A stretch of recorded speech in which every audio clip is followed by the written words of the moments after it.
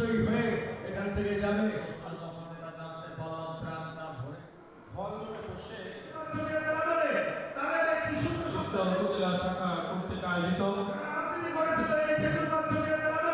প্রত্যেকটা সেক্টরকে আমরা মেরামত করে নতুনভাবে সাজানোর উদ্যোগকে আমরা স্যালুট জানাই। তবে সংস্কারের নামে কোনো অপশক্তির দেয়া পরিকল্পনা সামনে আসলে আনা হলে আমরা আবার রাজপথে নামতে বাধ্য হব।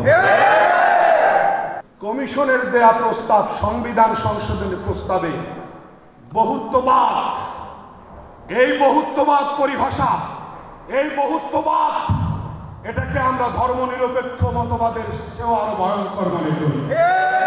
এই বহুত্ববাদকে প্রস্তাবিত সংশোধনী থেকে অবশ্যই বাদ দিতে হবে। এই বহুত্ববাদ পরিভাষা আমরা মেনে নেব না।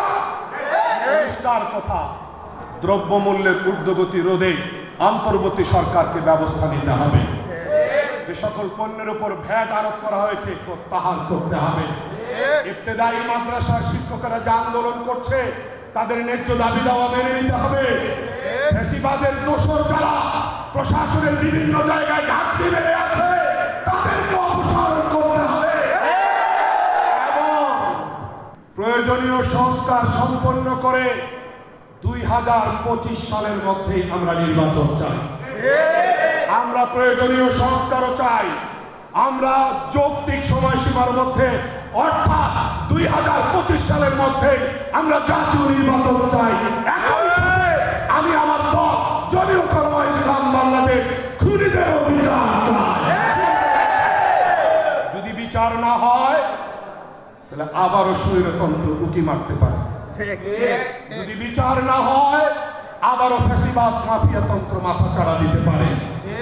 যদি বিচার না হয় তাহলে আবারও মানুষের জানমাল হুমকিতে পড়তে পারে। স্বাভাবিক কারণে বিডিআর হত্যার বিচার চাই। 57 জন সেনা অফিসার হত্যার বিচার চাই। শাপলা চত্বরে নামাজরত, সেজদারত, জিকিররত ইমানদার মুসল্লিদেরকে যারা পাখির মতো গুলি করে হত্যা করেছে সেই হায়না, সেই জালিমদের খুনিদের আমরা বিচার চাই। একই সাথে 21 সালের মোদী বিরোধী আন্দোলনে যারা আন্দোলনকারীদেরকে হত্যা করেছে, নির্যাতন করেছে তাদেরও বিচার চাই। 2024 সালের এই গণ-অভ্যুত্থান চলাকালে যারা নির্বিচারে গুলি চালিয়েছে, যারা লুকিয়ে থেকে গুলি চালানোর আদেশ দিয়েছে, একটা আসামিকে ধরে দ্রুত ট্রাইব্যুনালের হাওলা করতে হবে, তাদের বিচার নিশ্চিত করতে হবে। অন্যথায় ফ্যাসিবাদের কবর রচনা করা যাবে না। দেশের মানুষ কষ্টার্জিত স্বাধীনতা অর্জনের পরে, স্বাধীনতার পর বহু শহীদের রক্তের বিনিময়ে পাওয়া নতুন বাংলাদেশে এখন দেশের গণমানুষ আর কোনো বিরোধ দেখতে চায় না, আর কোনো বিভাজন দেখতে চায় না। জাতীয় ইস্যুগুলোতে সবাইকে ঐক্যবদ্ধ দেখতে চায়। আমরা আগামী বাংলাদেশে এমন পররাষ্ট্রনীতি চাই যেই পররাষ্ট্রনীতি হবে বিশ্ব দরবারে মাথা উঁচু করে দাঁড়ানোর পররাষ্ট্রনীতি।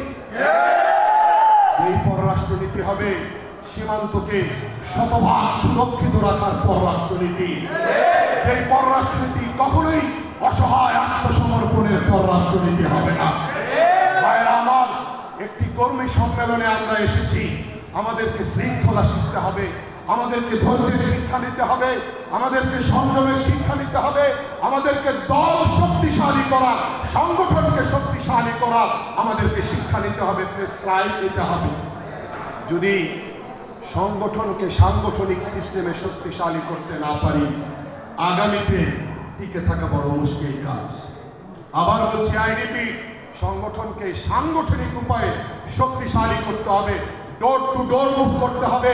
যেই পতাকা হাতে আপনারা নাড়াচ্ছেন, এই পতাকা আজকের পতাকা নয়, এই পতাকা 100 বছর আগের পতাকা নয়, এই পতাকা বদরের যুদ্ধে ব্যবহৃত হয়েছে, মক্কা বিজয়ের সময় ব্যবহৃত হয়েছে।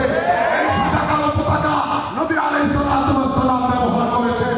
এই ওকাবের রসুল আমাদের সঙ্গী, খেজুর গাছ আমাদের দলীয় প্রতীক। যেই খেজুর গাছের কথা আপনারা বারবার কোরআন হাদিসে পেয়েছেন, দলের মার্কা খেজুর গাছ মার্কা, দলের পতাকা সাদা কালো পতাকা, এক হাতে থাকবে লাল সবুজের সুন্দর পতাকা, আর এক হাতে থাকবে সাদা কালো কাবের রসুল।